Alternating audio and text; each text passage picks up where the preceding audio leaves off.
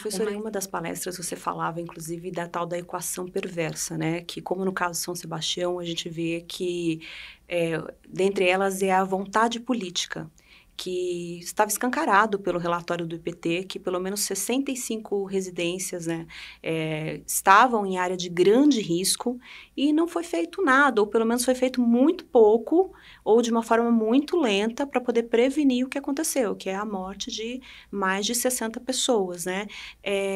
Como a senhora enxerga esse problema, né? Quais são as outras variantes dessa equação tão perversa?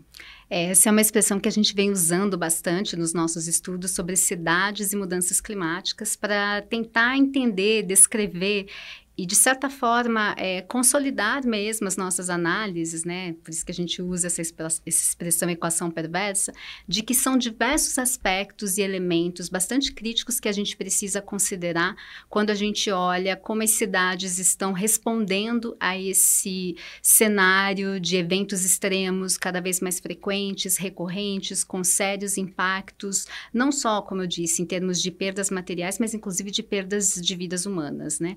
Então, a gente está falando, por exemplo, de informação, com certeza, né? Você mesmo citou o IPT, né? O Instituto de Pesquisa Tecnológica do Estado de São Paulo, já havia feito estudos, né, sobre mapeamento, avaliação de risco, produzido relatórios Desde com essas 2017. informações, alertado, né, as gestões públicas locais, né, a gestão estadual, de que aquela é uma área considerada de risco, que precisa ser monitorada, que precisa contar com instrumentos, inclusive, que facilitem ações em momentos de ocorrência de uma chuva mais intensa, por exemplo, como o sistema de alerta, a preparação da comunidade sobre o que fazer, como agir, em que momentos deixar as suas casas, sair, e se caso sair, para onde devem ser deslocadas, abrigadas, né? Então, informação é um elemento importante nessa equação, mas a gente está falando de outros elementos que, no caso das cidades brasileiras, são bastante críticos também, que devem ser considerados.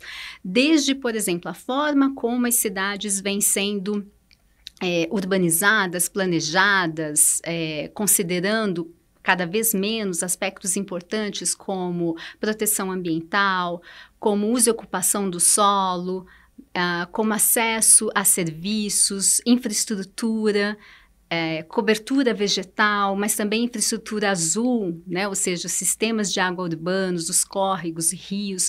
É fundamental que a gente olhe com muito cuidado essas dinâmicas de planejamento urbano, que certamente são um elemento bastante importante nessa equação. Um outro elemento que você mesmo citou na tua fala é a questão de interesses políticos, de comprometimento, né, político, com a questão da adaptação às mudanças climáticas, com o enfrentamento dessas situações.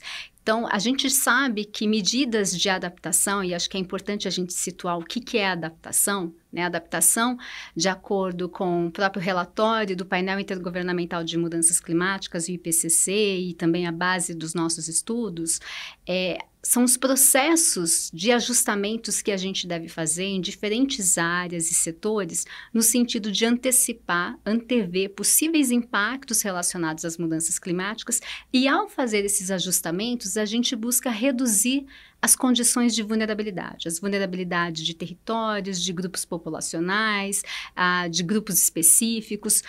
E é importante a gente pensar como a cidade investe esforços e medidas que vão nessa perspectiva de adaptação, de garantir que, de fato, elas estejam mais preparadas. Comprometimento político, recursos econômicos, recursos tecnológicos, recursos humanos, são parte importante, integrante desse processo.